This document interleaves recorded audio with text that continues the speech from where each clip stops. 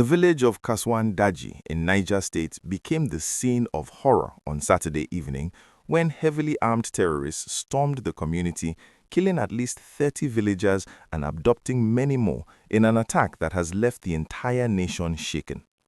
What makes this incident particularly heartbreaking is how the attackers seemed to operate with complete freedom, moving through the community for nearly 3 hours without any resistance, turning a peaceful Saturday market day into a nightmare that families will never forget. The terrorists arrived around 4:30 in the evening, a time when the market was still bustling with activity and people were going about their normal business. They came from the forests near the Kabe district, areas that have become dangerous hideouts for criminal groups because the terrain is difficult and security patrols are limited. These armed men didn't just kill, they destroyed everything in their path. They set the entire market ablaze, looted shops, and carried away food items worth millions of naira. Witnesses say that some of the victims were tied up before being killed, a level of brutality that shows these attackers wanted to send a message of terror. The death toll keeps changing as more information comes in, with some residents putting the number as high as 42 people, and the fear is that the real number might be even higher because some people are still missing. What makes this attack even more painful is that residents had been noticing armed men moving through nearby communities for almost a week before the assault happened. Think about that for a moment. People saw warning signs for 7 days, but nothing was done to protect them. Many locals are now asking why preventive security measures were not taken when the danger was so clear, and this has really damaged the trust between rural communities and the security agencies that are supposed to protect them. One resident told reporters that they couldn't even go back to recover the bodies because there was no security presence, asking the simple but devastating question about how they could return to Kasuwan Daji when they didn't feel safe. The location of this attack is particularly significant because Kasuwan Daji is located close to Papiri community, the same area where more than 300 school children and teachers were kidnapped from a Catholic school back in November. That incident shocked the entire nation, but Saturday's raid shows that despite all the national outrage, communities in the region are still facing serious threats from the same networks of armed groups. Now, here's where the story gets even more interesting, because President Bola Tinubu wasted no time in responding to this tragedy.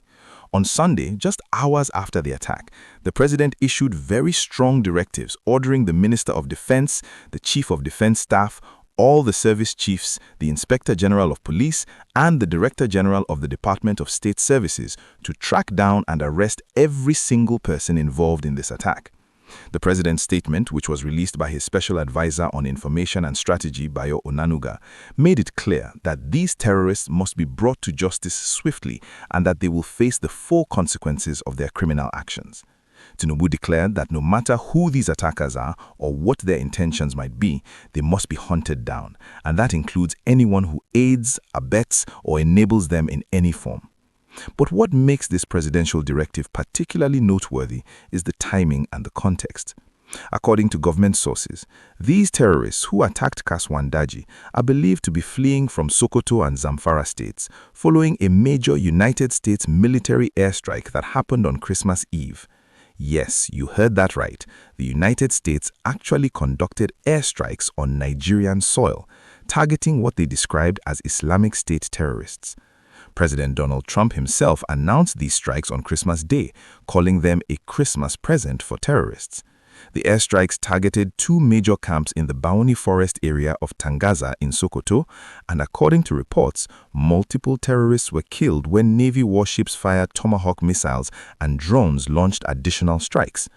The Nigerian government gave permission for these strikes, with Foreign Minister Yusuf Tuga confirming that he spoke with the American Secretary of State before the operation and President Tinubu gave the go-ahead.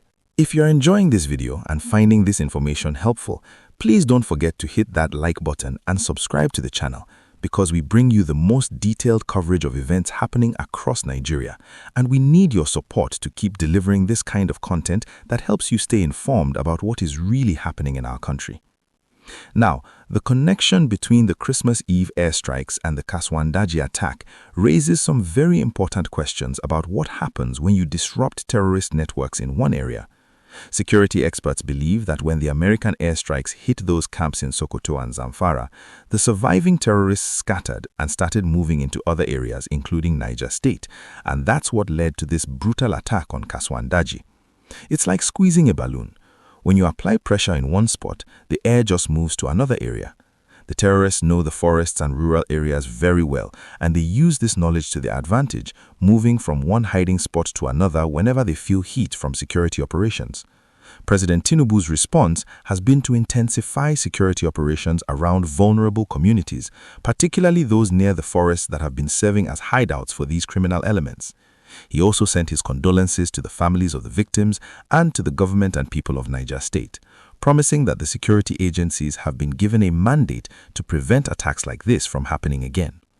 What's really striking about the president's statement is the emotional language he used, calling on Nigerians to stand together as one people and confront what he called these monsters in unison.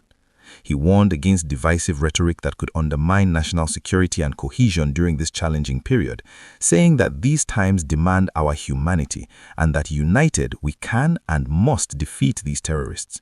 It's powerful language, but the question many Nigerians are asking is whether these words will translate into real action on the ground, because we've heard strong statements before, and yet the attacks keep happening. Nigeria has been experiencing a surge in terrorist attacks over recent months, and the statistics are really alarming. Nigeria has been ranked as the 6th most terrorized country globally on the Global Terrorism Index, jumping 2 points from its previous ranking due to increased insurgency activity. This is not just about statistics and rankings. These are real people, with families, with dreams, with futures that were cut short by violence. Community leaders across Niger State are calling for a stronger and more consistent security presence, warning that without urgent intervention, more villages could face similar attacks. They're not just asking for military operations, they're asking for a permanent security presence that can actually protect them before attacks happen, not just respond after the damage has been done. The government has proposed a massive security allocation in the budget, with President Tinubu proposing over 5 trillion naira for security in the upcoming year, making it the largest single sectoral provision. But the real test will be whether this money actually reaches where it's needed and whether it translates into better protection for communities like Kasuwan Daji. What do you think about the government's response to this attack? Do you believe the security situation in Niger State and other affected areas will improve with the current measures being taken? Share your thoughts in the comments below, because these conversations are important and they help us understand the full scope of the challenges we're facing as a nation. And if you haven't already, please make sure to like this video and subscribe to the channel so you don't miss our future coverage of important events happening across Nigeria. Because staying informed is the first step towards demanding better from our leaders and working together towards a safer future for all Nigerians.